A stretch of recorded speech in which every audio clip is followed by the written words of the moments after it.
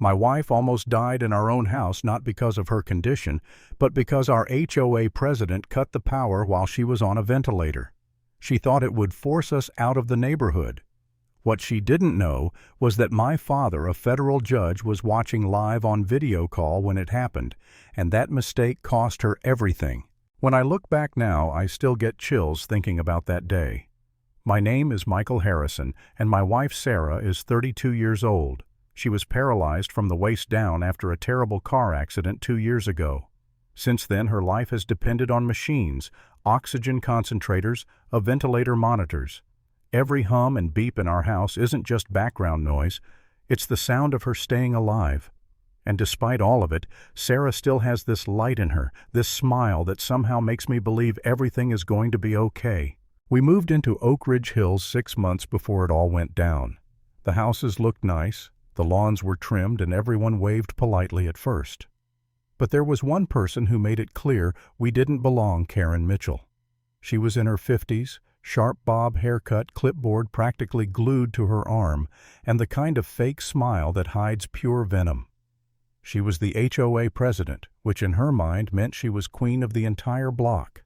The trouble started the minute she saw the modifications to our house. We had a wheelchair ramp, wider doorways, and yes, you could see some of Sarah's medical equipment through the front window. To Karen, this was some kind of crime. Within weeks, we started getting violation notices, $500 because the ramp wasn't regulation, $300 because medical equipment was unsightly, another $200 for the handicapped sign in front of our own driveway.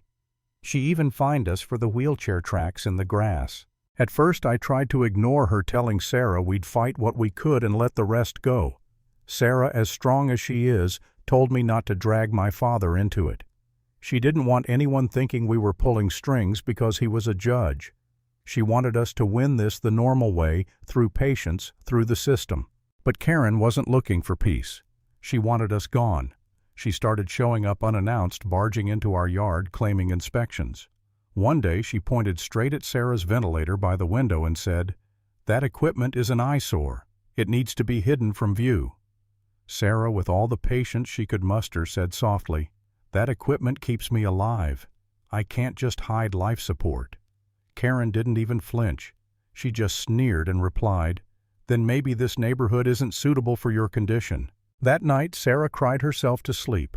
She asked me, why does she hate me so much? I never did anything to her. And I had no answer other than the truth I didn't want to admit. Bullies like Karen don't need a reason, they just need a target. And she thought we were the easiest ones. My father came over the next weekend. Judge Robert Harrison, silver hair, calm voice, the kind of man people stand straighter around. He kissed Sarah's forehead like she was his own daughter. When we told him what Karen had been doing, he didn't take it lightly. "This is discrimination, Michael. This is a federal crime under the ADA," he said, his eyes hardening. But Sarah begged him not to escalate it, not yet.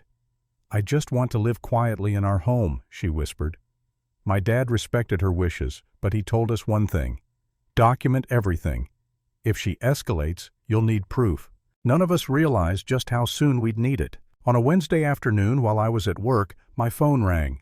It was Sarah, her voice panicked and broken. "Michael, they're cutting the power. A utility truck is outside. My ventilator is alarming, I can't." The line went fuzzy as she gasped for breath. My stomach dropped. I ran out of the office, calling 911 as I sped home. That was the longest drive of my life. My hands were shaking on the wheel, my heart slamming against my chest. And in those minutes, all the doubts hit me like a flood. Was I selfish for moving us here? Was I naive to think we could live like everyone else? If she died, it would be my fault. For a second, I wanted to pull over and scream because I felt completely powerless. But then I pictured her smile the way she calls me good morning every single day, no matter how bad her lungs hurt, and I clenched the wheel harder. No, I wasn't going to let Karen take her from me. Not like this. What I didn't know until later was that my dad had been on a video call with Sarah when the power cut. He saw her equipment fail in real time, saw her lips turning pale as she struggled for breath, and he acted immediately. From his chambers in the courthouse, he called the FBI directly. He called the U.S. Attorney's Office. He even called the power company's emergency line. His voice was ice when he said, "This is Federal Judge Robert Harrison. You are disconnecting power to a disabled woman on life support. Reconnect it now, or you will be accessories to attempted murder." By the time I skidded into our driveway, the utility crew was scrambling to restore the lines. Neighbors had rushed over. Mrs. Rodriguez held Sarah's hand on the porch, pressing a portable oxygen tank to her face. Sarah's eyes fluttered open when she saw me. Her lips moved, whispering, "Your father saved my life." When the lights flickered back on and the machines hummed alive again, I nearly collapsed with relief. But the chaos wasn't over. Within minutes, black SUVs pulled up federal agents in jackets marked FBI stepping onto our lawn. Special Agent Martinez introduced herself, her voice steady. "We're here to investigate an attempted murder and federal hate crime." And across the street stood Karen, smirking like she'd won. She didn't even try to hide it. She was enjoying the show, thinking she'd finally driven us out. But that smirk died fast. Agent Martinez walked straight up to her driveway. "Are you Karen Mitchell, president of this HOA?" Karen puffed out her chest. "Yes, I am. I hope you're here to deal with the safety hazards at that house." The agent cut her off. "Actually, you're under arrest for attempted murder conspiracy and violation of the Americans with Disabilities Act." Karen froze, then exploded screaming, "This is harassment. I'm the president. I was protecting the community." The neighbors gathered watching as she was handcuffed right there in her perfectly manicured driveway. Not a single soul stepped forward to defend her. The trial came 6 months later, and it was brutal. The evidence was stacked like bricks against her. They had her computer searches, ventilator, battery life. How long can someone survive without oxygen? They had the fake violations she'd written us. They had my father's recorded emergency calls. And most damning of all, they had the video footage of Sarah gasping for air as the power died. Sarah insisted on testifying in person. She wheeled herself into that courtroom oxygen tank, hissing beside her, and looked Karen dead in the eyes. Her voice trembled, but her words cut through the silence. "You told me I didn't belong here because of my condition.